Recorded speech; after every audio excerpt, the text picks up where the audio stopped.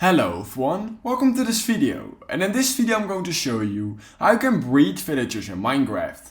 So all you need to do is trap 2 villagers in the same room. This can be underground, this can be in a house, whatever, it doesn't really matter, and you need to have 3 beds placed. Once you have done that, you need to have 12 carrots for each villager. So what you're simply going to do is you're going to drop those 12 carrots here at the left side of the box, basically where you're trapping them. Alright, so once the first villager picked up your carrots, then obviously the second villager also needs your carrots. And we can right now see that they just picked it up. Now all you're needing to do is just wait till those villagers are starting to get those heart icons next to each other, as you guys can see. And literally right now they are breeding with each other.